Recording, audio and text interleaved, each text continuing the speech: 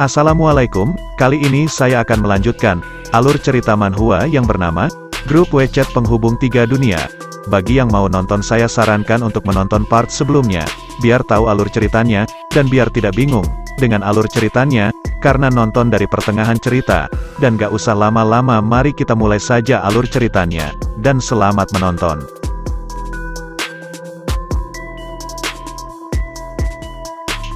Stephen kemudian menyuruh mereka untuk berhenti dan semua security langsing bergerak untuk menghentikan mereka. Dari kejauhan ada salah satu orang yang merangkak menuju Stephen. Stephen yang melihat orang asing itu langsung panik sambil berkata, Tuan Inoue, kenapa Anda jadi seperti ini?" Sedangkan orang asing itu yang babak belur ia berkata sambil terbata-bata, sialan. Perempuan penerjemah yang Melia itu ia sangat kesal sambil menangis ia berkata, "Tuan Meng. Perusahaan yang bekerja sama di perusahaan pertambangan dengan Anda dipermalukan di tempat Anda sendiri.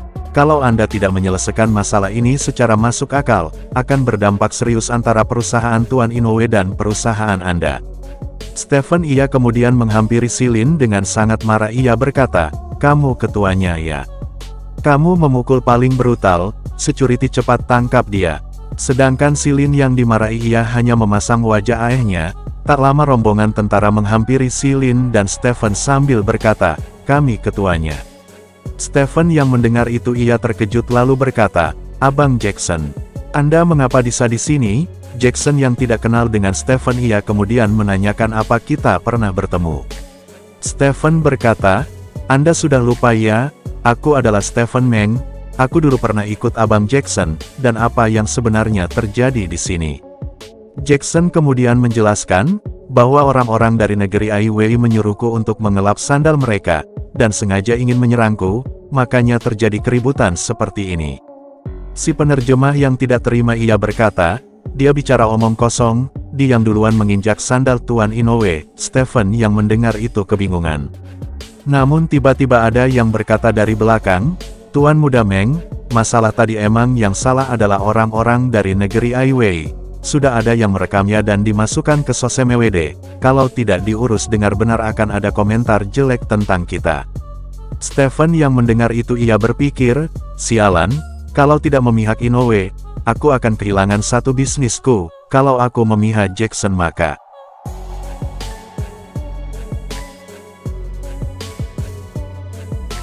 Stephen lalu mendekati orang asing itu sambil memegang kacamatanya ia berkata, "Tuan Inoue, masalah ini mari kita serahkan ke kantor kepolisian. Bagaimanapun di sini banyak CCTV yang merekam semua kejadian. Aku percaya pihak kepolisian Kota Walet pasti akan memberikan jawaban yang memuaskan untuk Anda."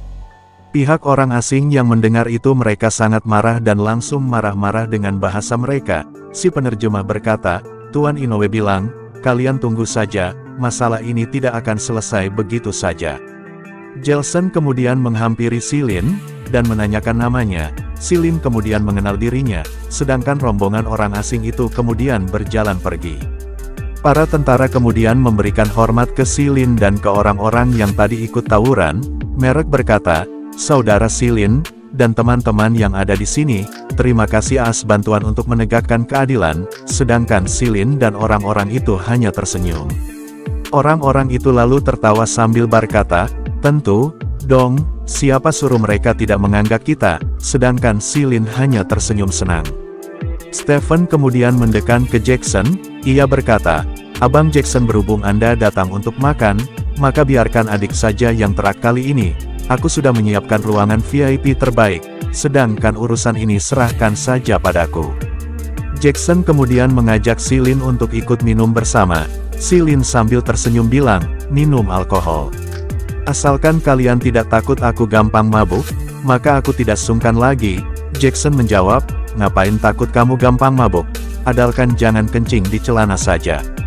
Sedangkan wanita yang tadi dibantu Silin ia melihat Silin dari atas sambil tersenyum, sedangkan Silin dan yang lainnya berjalan menuju tempat minum-minum. Sesampainya di tempat minum semuanya berdiri sambil mengangkat gelasnya. Jackson berkata, "Berkumpul dengan teman-teman dan saudara Silin mungkin kita berjodoh, mari bersulang." Silin menjawab, "Baik, mari minum." Dan si rambut putih kemudian mendekati Silin ia berkata, Kejadian hari ini menyenangkan kalau Saudara Lin tidak keberatan dengan kami tentang ini. Untuk seterusnya kita adalah saudara. Si Lin lalu mengiyakannya, dan obrolan mereka pun terus berlanjut.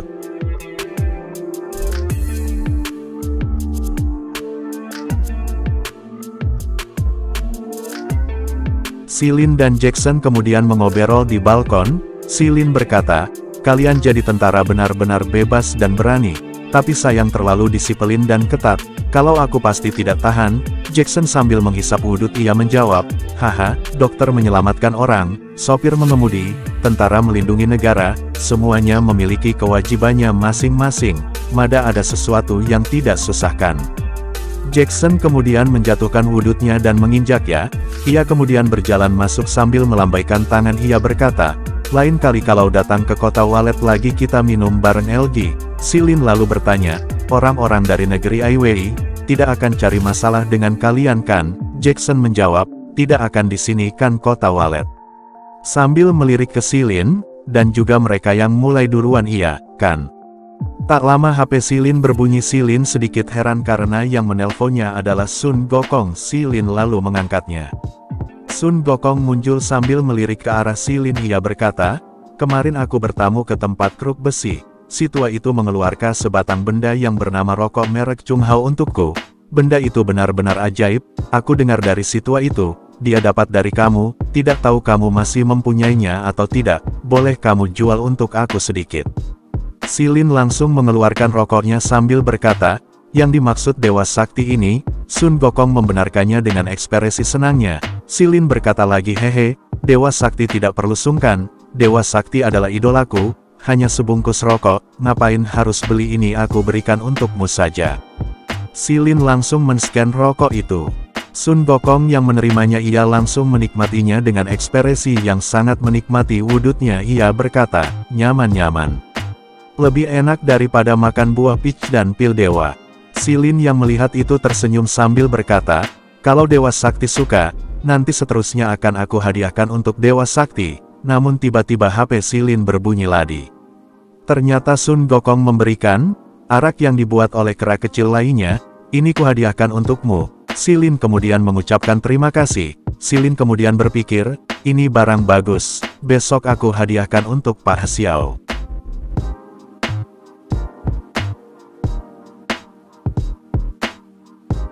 Beralih scene, di keesokan harinya di depan hotel Si Lin yang sedang menunggu seseorang.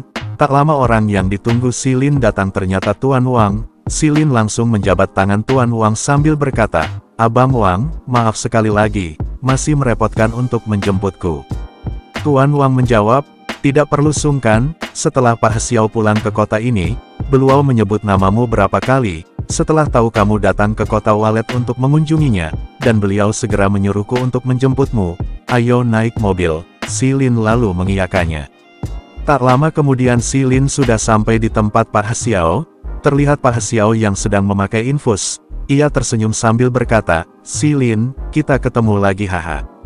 Si Lin yang melihat keadaan Pak Xiao ia lalu langsung memegang tangannya, sambil berkata, Pak Xiao, kenapa Anda bisa sakit seperti ini? Biar aku bantu untuk mengecek denyut nadimu. Pak Xiao menjawab, Haish, tidak perlu, aku apa-apa, kalian semua juga jangan khawatir. Si Lin lalu berkata, Pak Xiao, Anda begini karena terlalu emosi. Apa yang sebenarnya terjadi? Abang Wang menjelaskan, cucu Pak Xiao diserang oleh teroris yang belum diketahui asal-usulnya. Subuh ini terjadinya, dia terkena 5 tembakan, sekarang masih dirawat, dan yang satunya sambil marah berkata, jika sampai ketahuan siapa mereka, aku akan merobek kulit mereka. Si Lin yang mendengar itu ia terkejut. Pak Xiao sambil menggeretakkan giginya ia berkata, Heng, ngapain perlu sakit hati? Dia sendiri yang tidak diam di markas, malah pergi hura-hura satu tidak berguna, tapi, dia berhasil membunuh 4 teroris, tidak terlalu mempermalukan sebagai tentara. Namun tiba-tiba ada orang yang masuk ke situ sambil berkata, Pak Xiao, mereka bilang Tuan muda sudah. Mereka semua yang mendengar itu terkejut. Pak Xiao langsung panik sambil berteriak memanggil nama anaknya yang bernama Jackson. Si Lin yang melihat itu sangat panik. Pak Xiao langsung pingsan. Para pengawal yang melihat Pak Xiao pingsan mereka ingin memanggil dokter. namun dihentikan oleh Silin. Silin berkata, "Tidak perlu cemas, serahkan saja kepadaku."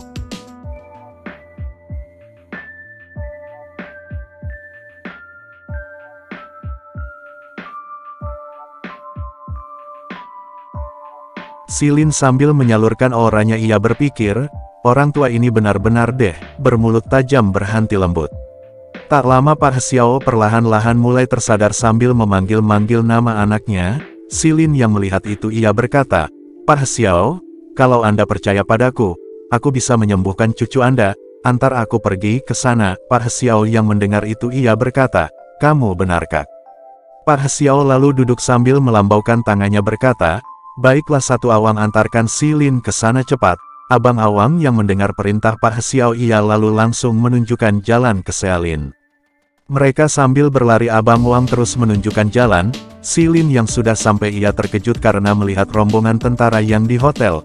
Para tentara itu yang babak belur sambil menangis mereka memanggil-manggil nama Jackson. Salah satu tentara yang melihat Silin berkata, "Saudara Silin, kenapa kamu bisa di sini?"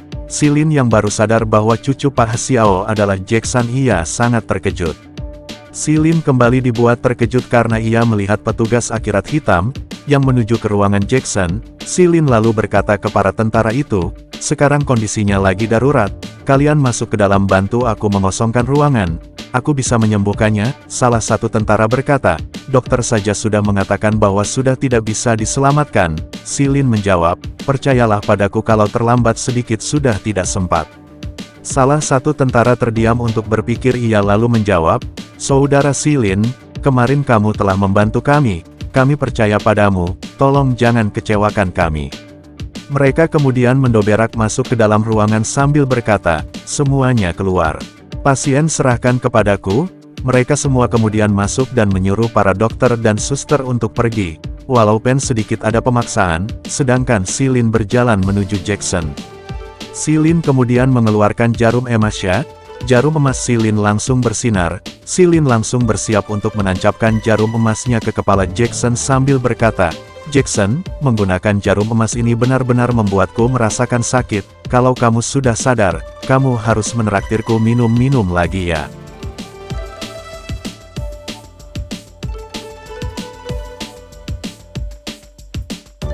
Silin langsung menancapkan jarum emasnya ke kepala Jackson. Silin langsung berteriak. Namun Silin tiba-tiba terkejut dan baru sadar. Dengan memasang wajah kebingungannya ia berpikir, kenapa tidak merasakan rasa sakit seperti sebelumnya?" Jackson tak lama kemudian mulai bergerak, dan ia langsung batuk-batuk sambil mengeluarkan darah. Para tentara dan dokter yang melihat itu semuanya terkejut. Tentara berambut putih lalu berteriak, "Abang Jackson bangun dari kematiannya," sedangkan para dokter masih tidak percaya dengan yang mereka lihat saat ini.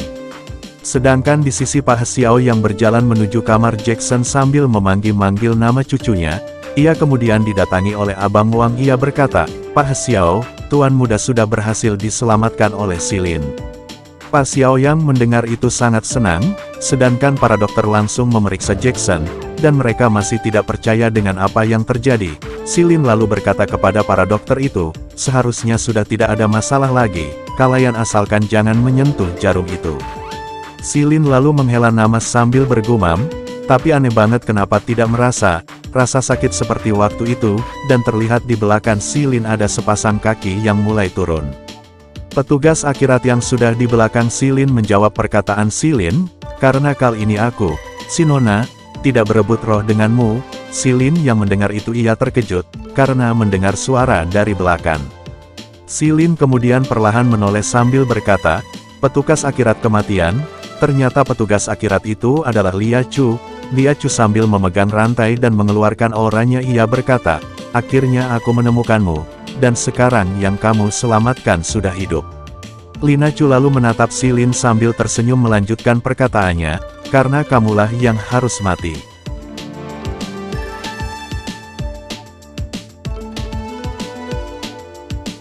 Lina Chu langsung menyerang Silin sambil berkata untuk Silin menyerahkan nyawanya, sedangkan Silin langsung memasang wajah ketakutannya sambil berkeringat ia berkata, "Kenapa tiba-tiba menyerangku?"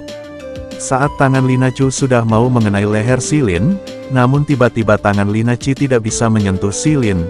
Lina Chu yang melihat itu ia kebingungan, sedangkan Silin yang melihat itu ia berpikir, untung saja pedang kenari menghalanginya. Lina Chu yang tidak mau menyerah ia kemudian menendak sarang burung Silin. Silin yang melihat itu ia berkata wah. Di sini kalau kena bisa gawat, namun saat kaki Lina Chu akan mengenai sarang burung Silin, kaki Lina Chu langsung berhenti. Silin yang melihat itu sangat panik dan berkeringat dingin sambil berkata, "Hufha, untung saja untung terlindungi." Lina Chu kemudian menatap Silin sambil berkata, "Siap kamu sebenarnya, kenapa aku tidak bisa menyerangmu?" Silin yang mendengar itu ia langsung marah sambil mengepalkan tangannya ia berteriak, "Aku juga masih belum tahu kamu siapa. Kenapa baru datang langsung menyerangku?" Sedangkan di pikiran Silin, hehe sekarang sudah dipastikan kalau ada pedang kenari dia tidak bisa apa-apa denganku. Lina Chu yang kesal ia kemudian menyerang Silin dengan menggunakan rantainya, rantai itu langsung mengikit tubuh Silin. Lina Chu yang sudah menangkap Silin ia berkata, "Kalau tidak bisa menyentuhmu, maka boleh melemparkanmu." Lina Chu langsung melempar-lemparkan Silin ke segala arah. Silin yang dilempar-lemparkan oleh Lina Chu ia berteriak dan mengatakan Caik ini jahat banget. Lina Chu yang akan melemparkan Silin dengar keras, sedangkan Silin terus meminta tolong. Namun tiba-tiba pedang kenari milik Silin mulai bercahaya. Silin yang mau dilemparkan pedang kenari itu langsung bersinar dengan terang dan melepaskan rantai yang mengikat Silin. Sedangkan Lin Chu ia tidak bisa melihat karena terlalu terang, ia kemudian menanyakan apa yang terjadi. Sedangkan Silin yang sudah terlepas dari rantai Lina Chu di udara, ia kemudian mulai terjatuh. Silin yang terjun bebas ia menuju ke arah Lina Chu. Lina Chu yang melihat Silin akan terjatuh mengenai kepalanya ia terkejut, namun ia tidak sempat menghindar, dan kepala mereka berdua akhirnya bertabrakan, dan langsung terjatuh bersama.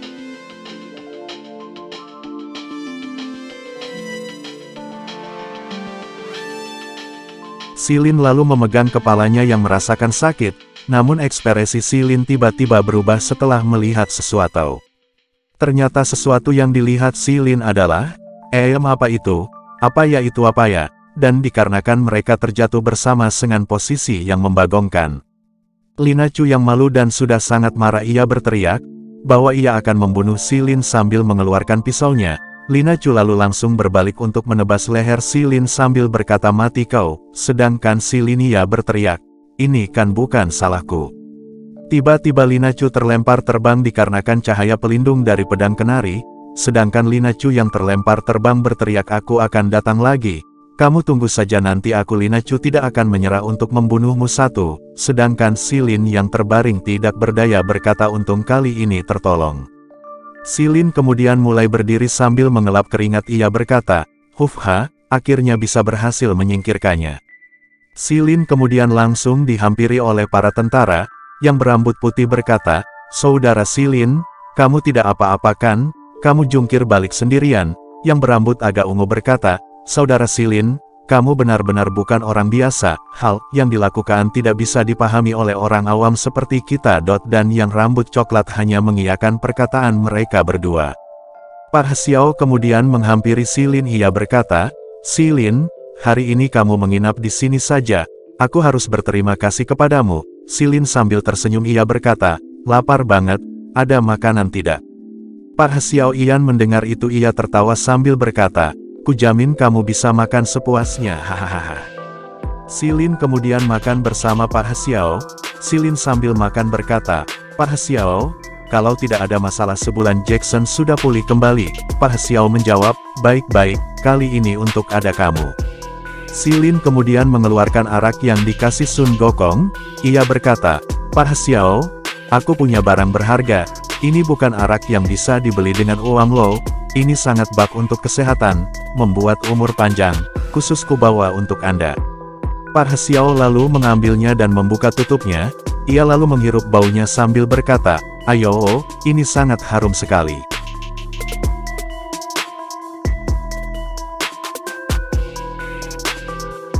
Pak Xiao kemudian meminumnya, ia berkai, arak bagus, hanya seteguk rasa capik langsung hilang. Dan merasa muda beberapa tahun. Silin yang mendengar itu tertawa. Silin kemudian bertanya ke Pak Xiao, Pak Xiao, Apa serangan yang terjadi kepada Jackson ada hubungannya dengan kejadian di hotel kemarin? Pak Hsiao menjawab, Silin, masalah ini biarkan polisi yang menanganinya, kita hanya perlu menunggu hasil. Pak Hsiao kemudian mengeluarkan tatapan tajamnya sambil berkata, aku pikir mereka akan memberikan jawaban yang memuaskan. Silin yang melihat itu ia mengeluarkan wajah anehnya sambil mengiyakan perkataan Pak Hsiao.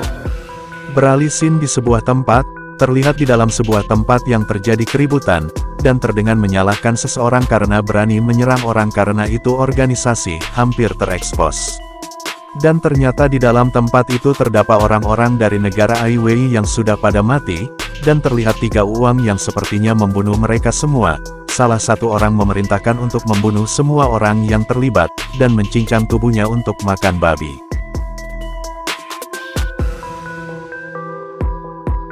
Apabila ada kesalahan dalam pengetikan nama karakter, tempat dan lain-lain, saya minta maaf. Dan kalau penyebutannya juga salah, saya juga minta maaf. Dan sampai jumpa di video selanjutnya, bye-bye, dadah.